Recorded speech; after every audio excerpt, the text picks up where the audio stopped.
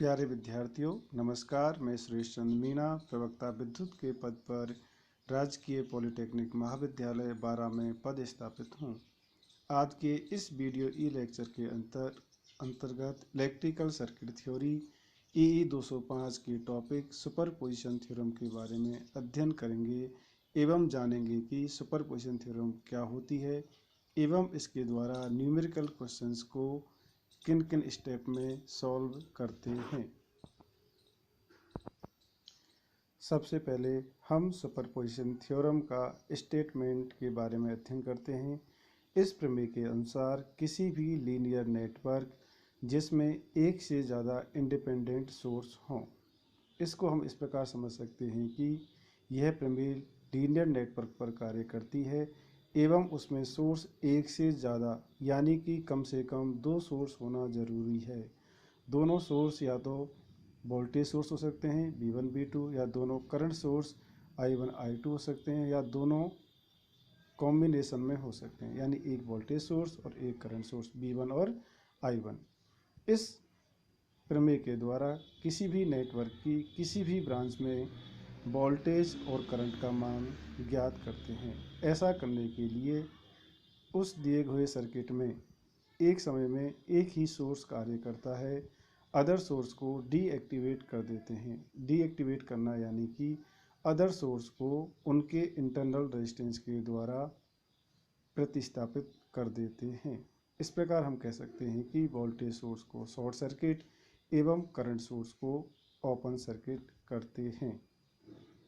यदि हम superposition theorem को डीसी सर्किट में लगाएं तो उस कंडीशन में आंशिक रेस्पॉन्स का बीजीय योग यानी एल्जेब्रिक सम करते हैं तथा सोर्स को इंटरनल रेजिस्टेंस यानी कि आंतरिक प्रतिरोध से प्रतिस्थापित करते हैं। जबकि एसी सर्किट में आंशिक रेस्पॉन्स का वेक्टर सम यानी सदिश योग करते हैं तथा सोर्स को इंटरनल इम्पीडेंस आंतरिक प्रतिबाधा से प्रतिस्थापित करते हैं। यह प्रमेय एसी और डीसी सर्किट दोनों पर लागू होती है। इस प्रकार सुपरपोजिशन थ्योरम एसी और डीसी दोनों सर्किट पर कार्य करती है। इसके द्वारा किसी भी ब्रांच में वोल्टेज और करंट का मान ज्ञात कर सकते हैं। ऐसा करने के लिए एक समय में ही अकेला सोर्स कार्य करता है, अदर्स को डीएक्टिवेट कर देते हैं। इस प्रमेय के लिए सर्किट में एक से अधिक स्रोत मल्टी सोर्स होना चाहिए। यह प्रमेय तभी लागू होती है जब दिए गए सर्किट में एक से अधिक सोर्स हों, यानी कम से कम वोल्टेज और करंट सोर्स की संख्या 2 होनी चाहिए।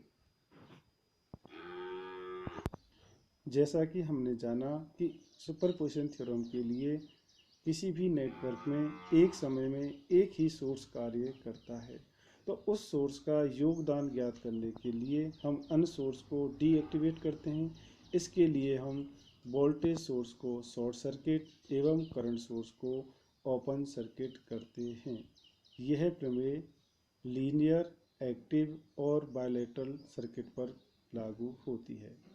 कोई भी दिया हुआ सर्किट लीनियर होगा यदि उसमें सारे एलिमेंट क्या हों, लीनियर हों, या उस सर्किट का मान क्या हो, कांस्टेंट हो, तो उसको हम लीनियर सर्किट बोलते हैं। एक्टिव सर्किट ऐसा सर्किट जिसमें एक्टिव एलिमेंट लगे हों, यानी कि वोल्टेज और करंट सोर्स लगे हों। कम से कम एक एक्टिव सर्किट होने के लिए कम से कम एक एक्टिव एलिमेंट होना जरूरी है। और बायलेटरल सर्किट ऐसे सर्किट होते हैं जिसके अंदर बायलेटरल एलिमेंट लगे होते हैं। इन एलिमेंट में करंट की दिशा चेंज करने पर भी उनमें उत्पन्न होने वाला वोल्टेज और करंट का मान चेंज नहीं होता है। इस प्रमेय के द्वारा नेटवर्क की किसी भी ब्रांच में वोल्टेज अथवा करंट का मान ज्ञात कर सकते हैं। इस प्रमेय के द्वारा पावर कैलकुलेशन नहीं कर सकते हैं। अब हम सुपरपोजिशन थ्योरम का एक्सप्लेनेशन पढ़ेंगे। माना कि दिया गया सर्किट निम्न प्रकार है। यहाँ पर हम देख रहे हैं कि जो सर्किट दिया गया है उसके अंतर्गत दो वोल्टेज सोर्स V1 और V2 हैं। इस प्रमेय की एक कंडीशन है कि उसके अंदर नंबर ऑफ सोर्स की संख्या कम से कम 2 होनी चाहिए। 2 से अधिक कितनी भी हो सकती है। तो इस प्रकार हमने देखा कि इस सर्किट के अंतर्गत दो वोल्टेज सोर्स V1 और V2 हैं लगे हुए, जो कि एक्टिव सोर्स हैं। यहाँ पर R1, R2 और R3 क्या है, पैसिव एलिमेंट। तो इस प्रकार इस सर्किट में सबसे पहले हम क्या करेंगे कि एक समय में एक ही सोर्स यानी V1 सोर्स कार्य करेगा। उस कंडीशन में V2 सोर्स को हम शॉर्ट सर्किट कर देंगे और टर्मिनल A और B के मध्य में बहने वाली करंट का मान ज्ञात करेंगे, जो कि माना कि I डैश है। उसकी हम डायरेक्शन देखेंगे कि वो A से B है या B से A है। इसी प्रकार स्टेप 2 में क्या होगा कि जो वोल्टेज सोर्स V2 है वो अकेला कार्य करेगा और अदर सोर्स यानी V1 को डीएक्टिवेट कर देंगे, यानी V1 को क्या कर देंगे, शॉर्ट सर्किट। उस कंडीशन में भी A और B के मध्य में करंट का मान ज्ञात करेंगे, जो कि माना कि I डबल डैश है। उसकी भी हम डायरेक्शन देखेंगे, डायरेक्शन A से B है या B से A है। तो स्टेप वन के अंतर्गत देखिए, जब वोल्टेज सोर्स V1 अकेला कार्यरत हो एवं V2 को शॉर्ट सर्किट करने पर, यानी यहाँ पर जो V1 सोर्स है ये अकेला कार्य करेगा एवं V2 को हम शॉर्ट सर्किट कर देंगे। तो देखिए यहाँ पर इसके बाद इस सर्किट में यहाँ पर V1 अकेला कार्य कर रहा है और यहाँ पर V2 सोर्स को हमने शॉर्ट सर्किट कर दिया है। इस प्रकार हम इस सर्किट में ये जो अकेला सोर्स V1 कार्य कर रहा है उसकी हम करंट I टोटल का मान ज्ञात करते हैं। तो I टोटल क्या होगी, टोटल वोल्टेज यानी V1 अपॉन, यहाँ से देखिए R1 सीरीज में है और R2 और R3 रेजिस्टेंस एक दूसरे के समानांतर में है।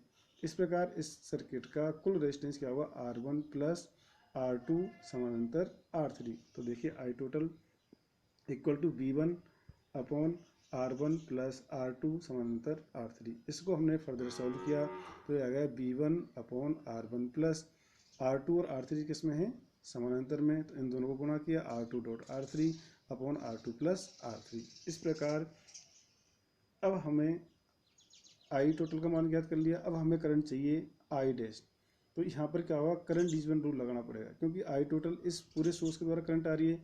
हमें यहाँ पर क्या होगा, ए वाले टर्मिनल पर पहुँच के ये करंट क्या दो भागों में डिवाइड हो रही है, R2 और R3 में। हमें R3 रेजिस्टेंस में बहने वाली करंट क्या चाहिए, आई डैश। तो आई डैश इक्वल टू हो जाएगी total current I total into यहाँ पर जो रेजिस्टेंस इसके समानांतर में है R2, अपोजिट वाला R2 अंश में आ जाएगा, फिर दोनों का योग हर में आ जाएगा R2 प्लस R3।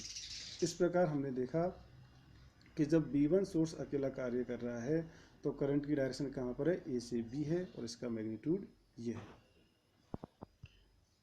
अब हम स्टेप 2 पर आते हैं। स्टेप 2 के अंतर्गत क्या होगा कि यहाँ पर सेकंड वोल्टेज सोर्स V2 अकेला कार्य करेगा और V1 को हम क्या कर देंगे, शॉर्ट सर्किट कर देंगे। तो देखिए स्टेप 2, जब वोल्टेज सोर्स V2 अकेला कार्यरत हो एवं V1 को शॉर्ट सर्किट करने पर, ऐसा करने पर मूल सर्किट निम्न प्रकार से चेंज हो जाएगा। V1 के यहाँ पर हमने क्या लिख दिया, शॉर्ट सर्किट, इसके बाद में R1, R2 और R3, और यहाँ पर ये V2 सोर्स अकेला क्या कर रहा है, कार्य कर रहा है।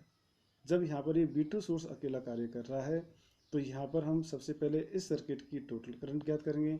उसके बाद हमें R3 के अंदर जो करंट चाहिए उसका हम करंट डिवीजन रूल के द्वारा इस करंट का मान ज्ञात करेंगे। अब देखिए यहाँ पर इस सर्किट की total current I total equal to क्या हो जाएगा, टोटल वोल्टेज V2 अपॉन, यहाँ से R2 क्या है, सीरीज में है और R1 और R3 एक दूसरे के समानांतर में है। तो टोटल रेजिस्टेंस क्या होगा, R2 प्लस R1 समानांतर R3। तो I total equal to V2 upon R2 plus R1 समानांतर R3। इस प्रकार हमने आगे सॉल्व किया। I total equal to V2 upon R2 plus R1 R2 अंश में दोनों को गुणा करेंगे तो R1 डॉट R3 अपॉन दोनों का योग यानी R1 प्लस R2। इस प्रकार I double dash equal to हो गया, यहाँ पर करंट डिवीजन रूल से आई टोटल इनटू इस ब्रांच में करंट चाहिए तो ये वाला रेजिस्टेंस आएगा R1 अपॉन दोनों रेजिस्टेंस का योग R1 प्लस R3। इसकी डायरेक्शन भी क्या है, A से B है। अब स्टेप 3 के अंतर्गत हम सुपरपोजिशन प्रमेय के अनुसार देखेंगे कि R3 रेजिस्टेंस में बहने वाली करंट, जब वोल्टेज सोर्स V1 कार्य कर रहा था तो उसकी डायरेक्शन क्या है, और जब V2 ने अकेले ने कार्य किया तो करंट की डायरेक्शन क्या है। इस प्रकार हमने देखा कि R3 में बहने वाली धारा I डैश A से B है और R3 में बहने वाली धारा सेकंड वाले केस में I डबल डैश भी A से B है, यानी दोनों एक समान डायरेक्शन में हैं। इसलिए R3 रेजिस्टेंस में बहने वाली कुल करंट क्या होगी, I equal to I dash plus I double dash. इस प्रकार हम सुपरपोजिशन थ्योरम के द्वारा किसी भी नेटवर्क की किसी भी ब्रांच में वोल्टेज और करंट का मान ज्ञात कर सकते हैं। और हमने जाना कि यहाँ पर एक समय में अकेला सोर्स कार्य करता है, दूसरे को डीएक्टिवेट कर देते हैं, और इस प्रकार हम उस ब्रांच में बहने वाली करंट या वोल्टेज का मान ज्ञात करते हैं। इसके द्वारा हम पावर की कैलकुलेशन नहीं कर सकते हैं। इस प्रमेय के लिए सबसे ज़रूरी है कि दिए हुए सर्किट में एक से अधिक सोर्स होने चाहिए, यानी कि कम से कम 2 सोर्स होने चाहिए। अधिकतम कितने भी सोर्स हो सकते हैं। ये सोर्स दोनों वोल्टेज सोर्स हो सकते हैं, दोनों करंट सोर्स हो सकते हैं, या वोल्टेज या करंट का कोई भी कॉम्बिनेशन हो सकता है। यह प्रमेय किसी भी सर्किट को रिड्यूस नहीं करती है, बल्कि किसी भी ब्रांच में वोल्टेज और करंट का मान हम अकेला सोर्स जब कार्य करता है उसी कंडीशन में ज्ञात करते हैं। Thank you so much.